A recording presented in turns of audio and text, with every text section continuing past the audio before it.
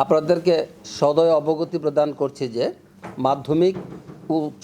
উচ্চ মাধ্যমিক সার্টিফিকেট পরীক্ষা 2026-এর কুমিল্লা শিক্ষা বোর্ডের অধীনে 193টি কেন্দ্র রয়েছে।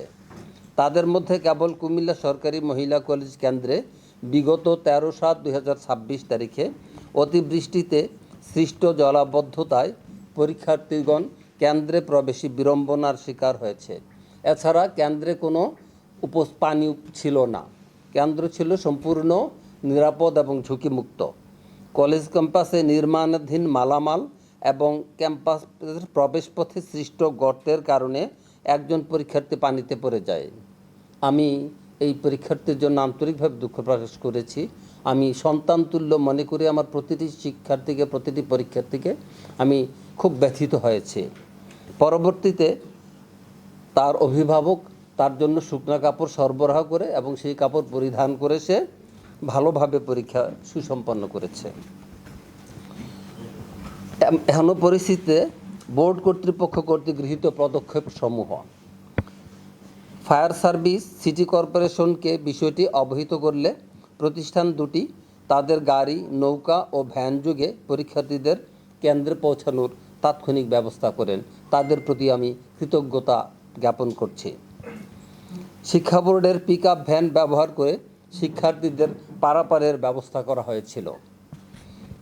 শিক্ষা বোর্ডের 4 জন কর্মকর্তা কেন্দ্রে সার্বক্ষণিকভাবে উপস্থিত থেকে সামগ্রিক কার্যক্রমকে তদারকি করেছেন, সহযোগিতা ও প্রয়োজনীয় নির্দেশনা প্রদান করে পরীক্ষাটিকে সুসম্পন্ন করেছেন। আপনারা ইতিমধ্যে জেনেছেন, মাননীয় প্রধানমন্ত্রী বিষয়টি অবগত হয়েছেন এবং তিনি 30 মিনিট সময় বাড়িয়ে দিয়েছেন। এটা পরীক্ষা বিধিতে আমাদের আছে।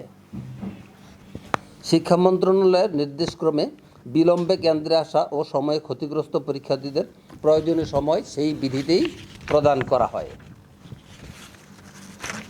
পরবর্তী ব্যবস্থা: পরীক্ষার্থীদের সামগ্রিক অসুবিধা বিবেচনা করে শিক্ষা মন্ত্রণালয়ের নির্দেশে কুমিল্লা সরকারি মহিলা কলেজ কেন্দ্রের পরীক্ষার্থীদের চলমান পরীক্ষা রুটিন অনুযায়ী ভাষা সৈনিক অজিত গুহ মহাবিদ্যালয় কেন্দ্রে পরীক্ষা নেওয়ার জন্য সুব্যবস্থা করা হয়েছে।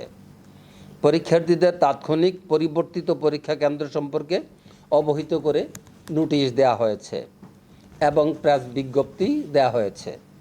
অতিবৃষ্টির কারণে শিক্ষার্থীদের সাময়িক দুর্ভোগের জন্য কুমিল্লা শিক্ষা বোর্ড কর্তৃপক্ষ আন্তরিকভাবে দুঃখ প্রকাশ করছে।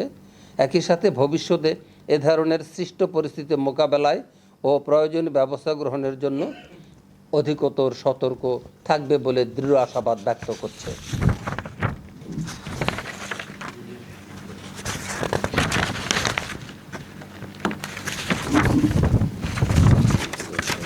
প্রিয় সাংবাদিকবৃন্দ, নকলমুক্ত ও মানসম্মত পরীক্ষা পরিচালনার জন্য মাননীয় শিক্ষামন্ত্রীর ঐকান্তিক প্রচেষ্টায় সকল কেন্দ্রে সিসি ক্যামেরা স্থাপন, প্রশাসন শিক্ষা বোর্ডের সার্বক্ষণিক ভিজিলেন্স টিম মোতায়েন করার মাধ্যমে শিক্ষার গুণগত মান নিশ্চিতকরণের জন্য সর্বাত্মক প্রচেষ্টা সরকারের পক্ষ থেকে অব্যাহত রয়েছে।